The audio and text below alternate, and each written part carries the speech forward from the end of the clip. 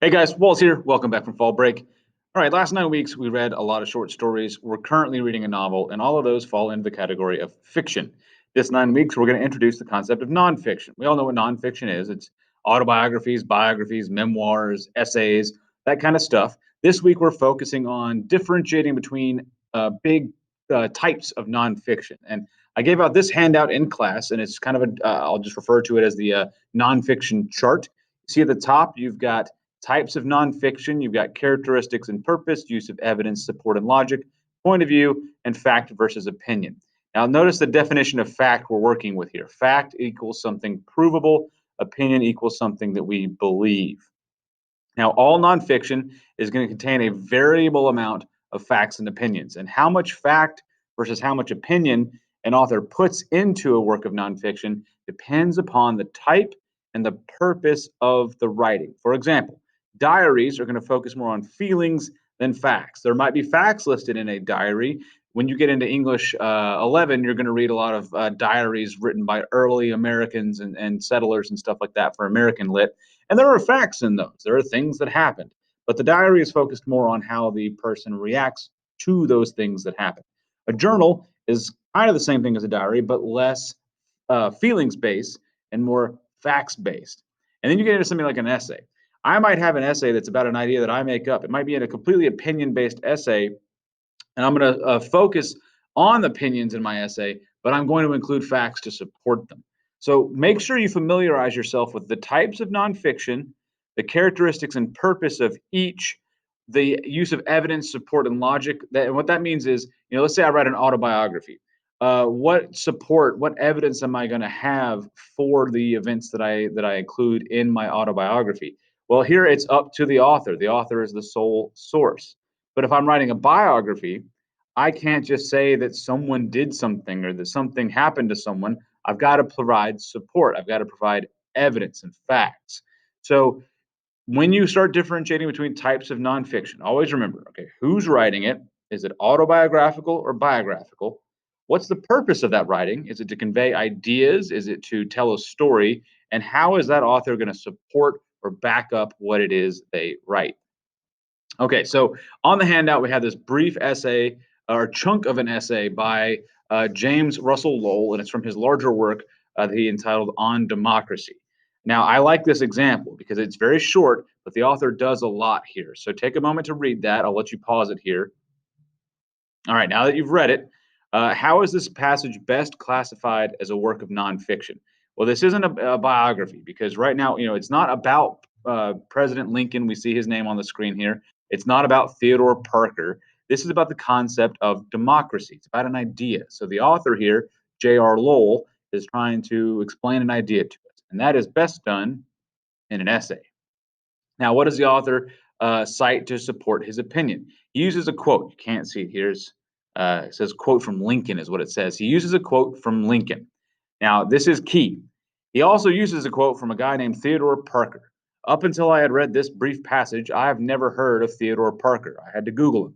Turns out Theodore Parker was a major political figure, philosopher dude, and he actually, a lot of his ideas served as influences for President Lincoln's. But I would argue that most people who go through like your typical history education have never heard of the guy. So here's a key thing. The author uses a quote from President Lincoln because President Lincoln is relevant to his idea, democracy, and also credible and well known. So the support you use in an essay must be relevant, credible, and well known so that people will better understand your point.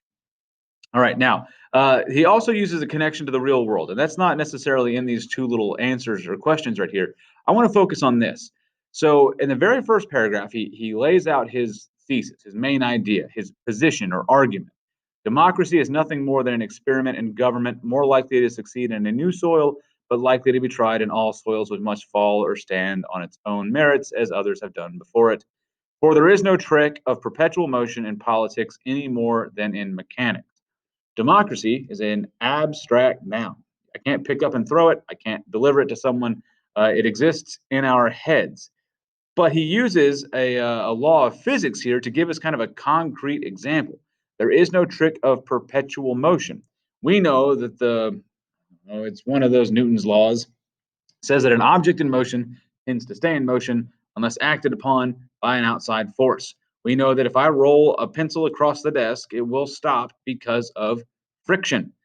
So he ties in something like an idea like democracy to something that is concrete and real that we can experience with our own eyes. I thought that was pretty cool. So as we start exploring more and more nonfiction, I want you to look for ways that authors connect ideas that they have that they're writing about to the real world in a way that we can experience them. And I think that's kind of cool because this essay was written a long, long time ago in a country that's not our own. And so the author there was able to connect to us in the real world right now through his reference to the laws of physics. That was pretty cool. Okay, moving on. What makes nonfiction effective? And this is kind of what I've been talking about. First of all, the author here has an argument. Now, an argument is not necessarily what we think of as an argument in real life when we're talking about nonfiction. Think of an argument in nonfiction as a position. And your position in nonfiction has to be controversial. And the word controversial, the way we use it now, usually means that it makes somebody mad. But in the more like literal sense, controversial just means that you could argue against it. So anytime you write an essay, for example, like this one, you have to take a stand. You have to take a position that somebody could argue with. And all that means is you say um, this, and then the person reads your essay and goes, "Nuh-uh, not that." That's all it takes. Again, you need to make a connection to the real world. So effective nonfiction, even no matter when it was written or where it was written or for what audience, connects to the world of the audience. It's relevant to the audience. And you use quotes for support, and any support you have, even if it's not quotes, like I said, it's got to be relevant to the audience, it's got to be relevant to your subject, and it's got to be relevant to your argument. And there's nothing worse than an essay where the author starts out saying this, and then 5 paragraphs later, they're saying that, and you have no idea how they got there. All right, here we go. So, in this passage in the handout, it's called the Education of Henry Adams by Henry Adams. That lets us know right there this is probably autobiographical. It's probably an autobiography. What I want you to pay attention to when you read this is the author's use of vivid language.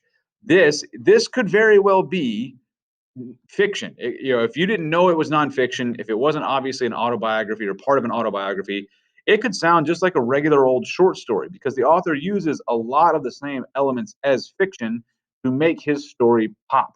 And that's going to engage the reader. It doesn't matter if in 100 years these details are still relevant. What matters is in the moment when I'm reading it, I get the picture in my head of what's happening. So this whole passage was written not just to describe a game of or a snowball fight. It was written to put forth an idea, a position, an argument. And let's go to the questions here and talk about what argument that was. So you should be watching this after you've read this whole thing. So let's just go over the answers. How is the passage best classified as a work of nonfiction? It is an autobiography. Now, in one class, we talked about it being a journal or a diary. This could be the case, but there's not a whole lot of well, first of all, it's not in first person, and there's not a whole lot of emphasis on feelings. It's just kind of it's more like a story, and that fits better with autobiography. All right, now the point of view here is different. It's by Henry Adams, and it was written by Henry Adams. And so in this case, the author is referring to himself in the third person. That's different than typical autobiographical writing, in which the author refers to his or herself in the first person. And now, again, with the title, it's The Education of Henry Adams by Henry Adams. That's a clue. Now, number 4, this is key. The argument that the author is making, the position he is taking here is C.